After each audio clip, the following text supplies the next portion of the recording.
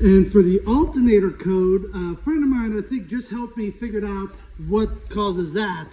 Because he said he had the exact same problem with the same error code. So he replaced the alternator 3 times until he figured it out. And after he mentioned it to me, and I remembered, I completely forgot to hook this back up. I tucked it back here. It was completely out of sight. This ground wire that has to be hooked up to the back of the head. Okay, it's hooked up. I don't have a computer to run a test on it, but just out of curiosity, I might just start up the motor, see if a check engine light goes out. No, the check engine light is still on, but you know, it's still running good.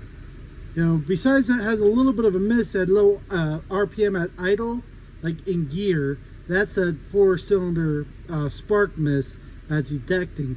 But like high RPMs, it doesn't miss at all, like over 1,000.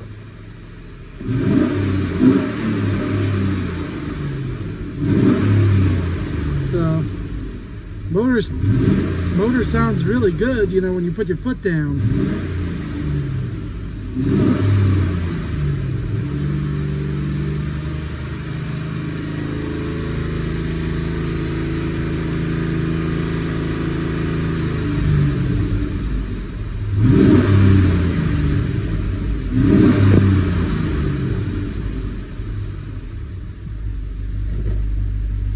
You know, like the spark miss, I don't even notice it, you know, when it's idling, but the computer can notice it though.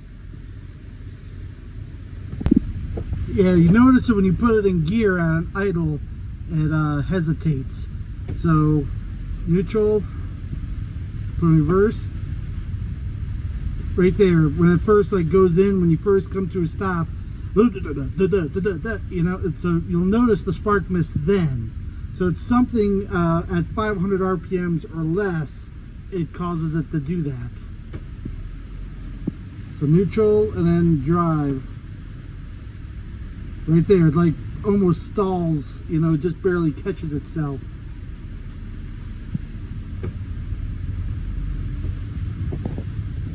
If it was up to me, I would just simply turn the idle speed just up a little bit, and that would fix that problem, whatever that is. Because like I said, when you bump it up just a little, like above 500, it doesn't miss or anything, doesn't hesitate. And it sounds nice and healthy. Like I said, it could be something simple as a bad spark plug wires, like old V8s with distributors. At lower RPMs, the voltage is not as high. So like I know I've had bad spark plug wires where at an idle, it won't jump the gap, but when you put your foot down, it will jump the gap and run fine. So it runs rough at an idle. I've had, you know, bad spark plugs do that, and bad wires. So that's my next thing I want to do is see, get another coil just to be sure, and a new spark plug and spark plug wire for that number 4 cylinder. And if the alternator code is still there, I'll have to just go out and get a new alternator, and hopefully that gets rid of that code. One thing this truck definitely needs is some kind of mud flap right there on those front wheels. Because a white truck and mud, oh man, that's already just starting to get pretty bad, and I barely even drove the truck.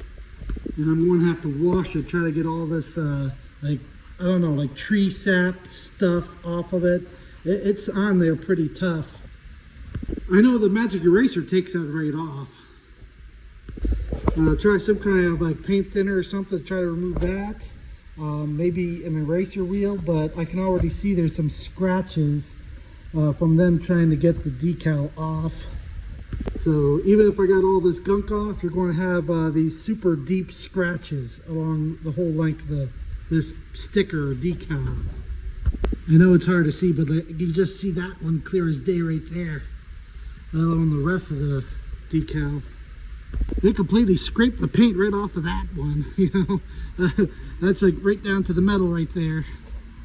I have a friend of mine with a body shop. He might be able to, like after I get this removed, he might be able to sand this, use the factory paint code from the VIN number, and you know, do a little paint job, you know. There's ways to blend the paint. Body shops do it all the time. But worst case scenario, he'll just have to repaint the whole door. Or whoever gets the truck could just put a new like business name or decal to cover up the original.